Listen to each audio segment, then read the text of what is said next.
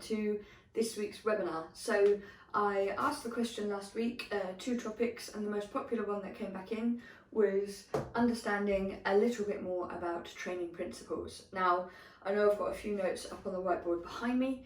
Again, I'm trying to keep these as educational as possible, as relevant as possible to your training journey, and as insightful as possible in the most prompt time frame possible. So trying to keep these to no more than 10 minutes. So I'm going to work through a couple of key things for you to just increase your own understanding around weight training and training in general, as to why I've set certain things at certain numbers, what certain things mean, especially as we go into phase 2 of programming, where I am kind of putting a little bit more onus back onto yourself for the reps that you're going to be working within, and that will all make sense over the coming minutes. So first thing we're going to cover is understanding rep ranges and kind of where they sit. So realistically, or for the main part, we've got 4 main rep ranges, and they cover 4 things that we might be training for, or 4 aspects of training: strength,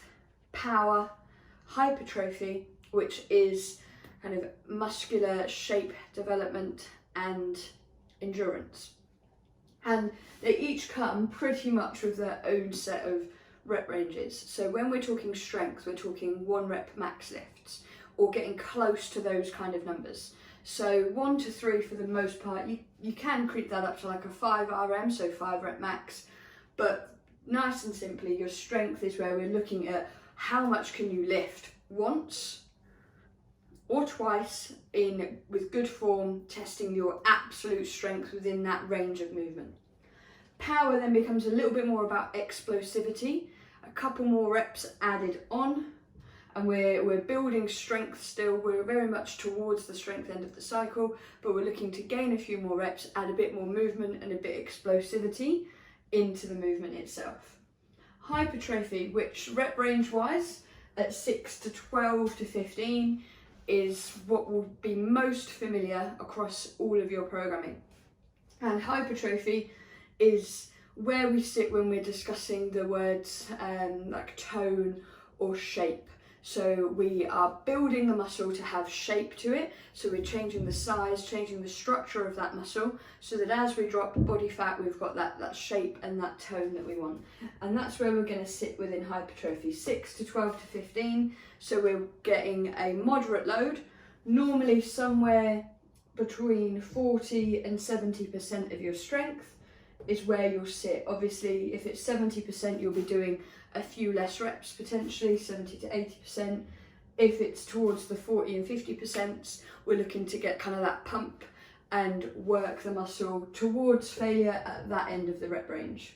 And then muscular endurance is 15 plus. So we're looking to continue to get output through that muscle. Potentially you'll notice more of them towards our finishes at the end, where we're looking to just empty the tank kind of glycogen, of performance and things like that, and get as much out of each of the muscles that we've worked as possible.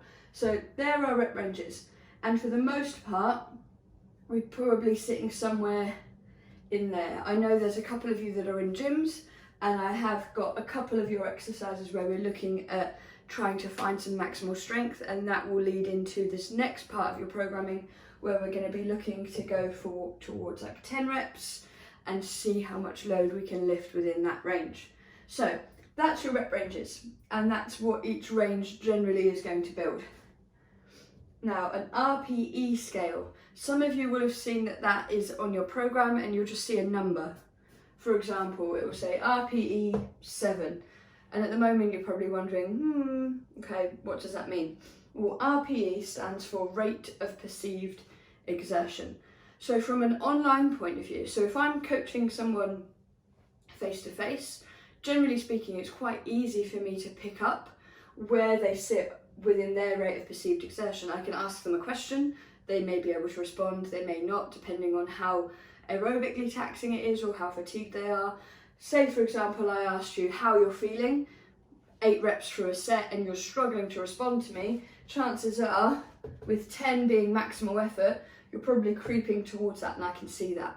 Okay, so that's where we sit with the numbers. 1, no effort whatsoever, comfortable, easy to hold a conversation, easy to breathe, easy to do the movement, everything's easy.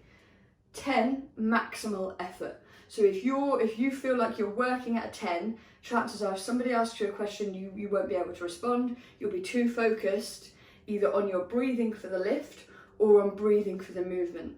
And you'll be putting in, for example, if I said to you, you're going to do a squat, for example, with a kettlebell or a barbell, and you're going to do a set of 10 reps, and I wanted you to get to an RPE of 9 within that 10 reps, and you had the ability to change the weight, you'd manipulate your weight to the point where within that set, as you were getting towards reps 8, 9 and 10, you kind of were a bit unsure as to what you had left in the tank. We're just the right side of perhaps form starting to break down a little bit, and we're pushing ourselves to the limit. And this is where, in your new programming, what you're going to see is you're going to see me set a rep range, for example, of between 6 and 15, maybe 20, okay, depending on what loads you've got available.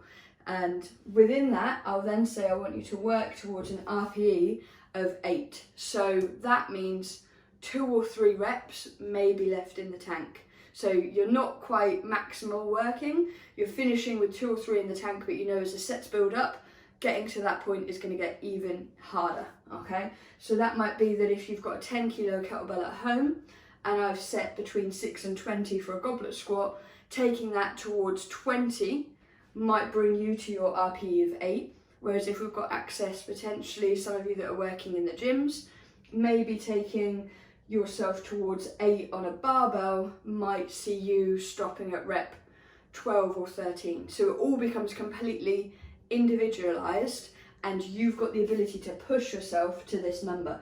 So my kind of homework for you this week, whilst you're within the familiarities of your programming, is to start thinking to yourself as you're training, where do I feel like I'm sitting on this RPE scale? Where's my rate of perceived exertion at? Okay, and try and get as honest as you can with it. Try and think quite deeply about it. So, you know, is this pretty comfortable? 4 to 6. I know I'm working 6 to 8. Not got much left here. 8 to 10. Okay, and you very rarely will you see me, other than something like your mobility drills, where some of it might maybe a bit taxing on joints and a little bit fatiguing through the core. It was going to be between 6 and 10 that I'm going to be setting you all within your next programming, and that will be on every single workout. So for example, when we get to things like your finishers, I'm going to be pushing for that RPE of 9, and it would be about the speed of the action, the power within the action, if it's like a slam ball or thrusters and we're driving through. That's where that can link really well into understanding how you feel in a finisher, because it's going to be a bit more cardio based as well in terms of heart rate and breathing rate. So just to make sure I've summed that up for you guys, rate of perceived exertion is on a simple scale, 1 to 10.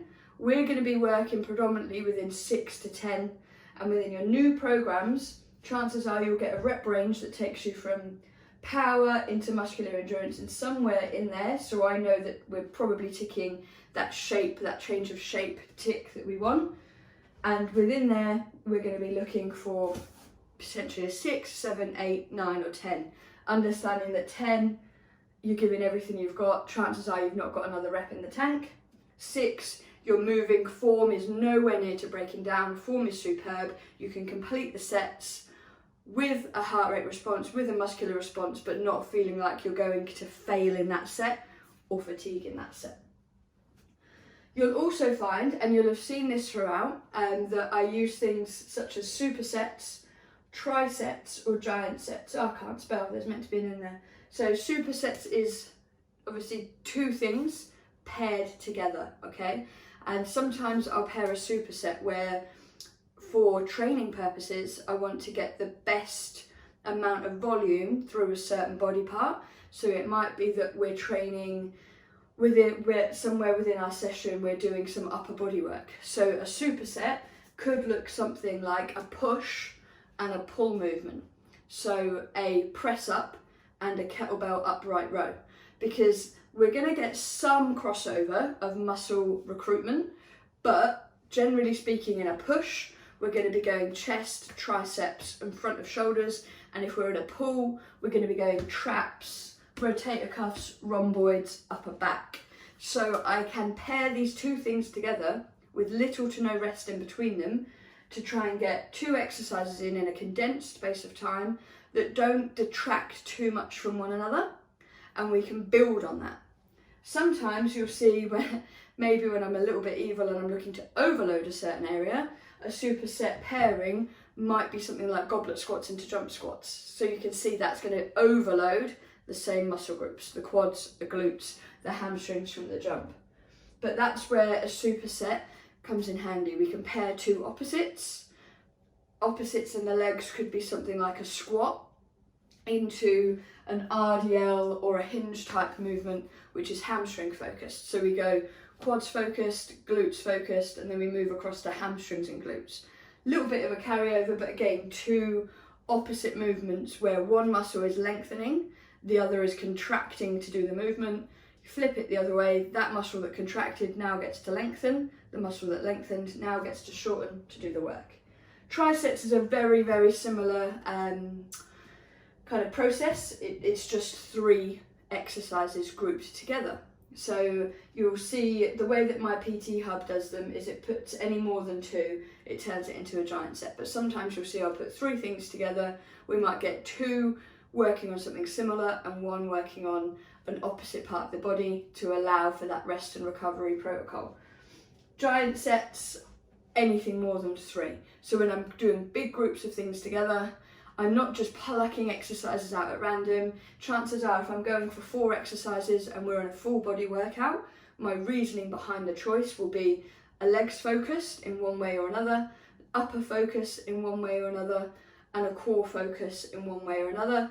And then depending on where the session is heading in terms of its focus, I'll repeat one of the upper or lower. Or I might give you, for example, a squat, a press up, a plank position and a upright row. So the 2 uppers work on that superset angle that one's doing one thing, one's doing the other, and we group it together. Likewise, if we're focusing on something where the finisher, I want it to be legs dominant, you might find that a big set comes together and it's mainly focused on legs because we're looking to bring ourselves to that finishing point, testing our muscular endurance, pushing ourselves up probably towards an 8 or a 10 here, and almost kind of giving the legs that last kick that they need to finish. And that's where kind of we're just building on things to create that compound effect, to give the body a rest and recovery protocol throughout the session that builds. And that's why you'll find at the start of any sessions, if I want you to focus on a big lift or a big movement, for example, like a deadlift, a squat, a bench press or pull-ups, whatever it might be, compound lifts which are multi-joint. So an isolation or an isolating lift would be like a bicep curl. So we're working across one joint, which is flexion and extension at the elbow, and the bicep is shortening, the tricep is lengthening to make that lift happen. That's an isolation exercise. That's working one muscle group and one joint at a time.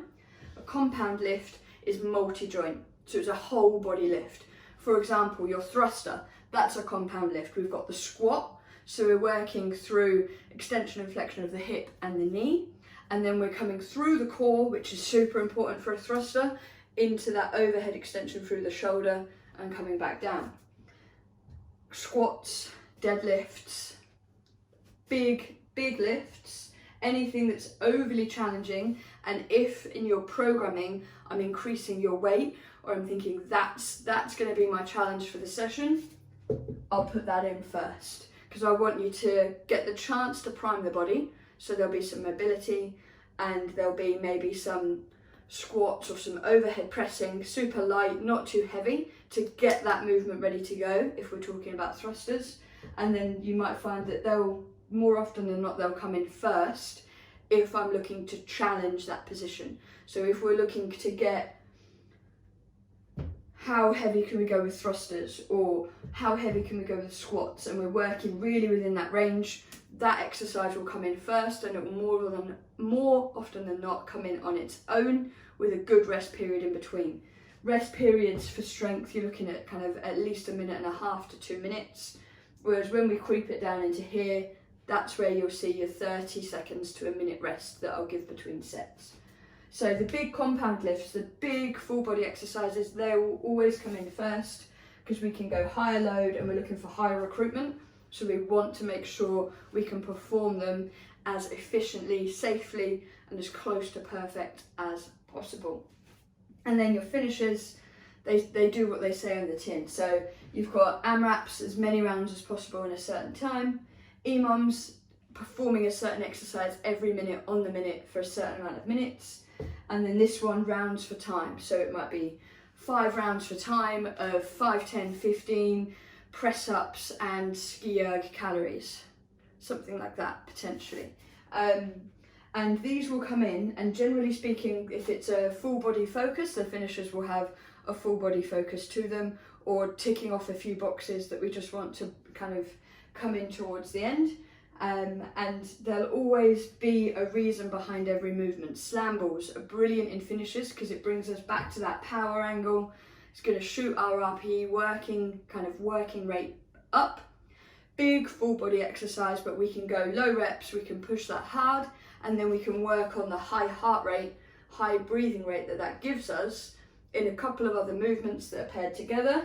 So potentially you're looking at a slam ball into a slam ball. We could go slam ball, for example, is an AMRAP. So you could go 10 slam balls into 10 kettlebell high plank drag throughs underneath the body into 10 press ups. And we're going to be chasing our heart rate through that plank work. We're going to be fatiguing the press ups and holding the high plank. Then we're going to be coming back round and you wanting power for our shoulders again as we come back into the slam balls. So everything's kind of starting to chip away at one another. And for 5 minutes of that, it's going to be working at that RPE again, 8 to 10. It's going to round off that session really nicely. So that's kind of understanding training principles a la me. Most of this is science, okay? So this is set in stone. This isn't me making up the reps for this type of training. The RPE scale is a Borg scale. It's been adapted because he had it at like 14 to 28, which made no sense to anyone. So it was adapted to 1 to 10 to make actual sense to people. This is just training principles, supersets, trisets, pairing things together. Compound lifts always come first within a session. And then with the CrossFit angle that I do have, being a qualified CrossFit coach, I do finish most sessions with a heart rate element so that we are testing the cardiovascular system as well. And we're just ticking those boxes to finish that session with that nice buzz that we want from a session. So that's understanding training principles generally, but also why I build the programs and the way that I build them for you guys individually. You'll look at this and you'll see bits that are familiar to each of your individual programs. And especially as we go into next week's phase, have a watch of this video and just start thinking about your RPE this week, because that's going to come in for the next 6 weeks.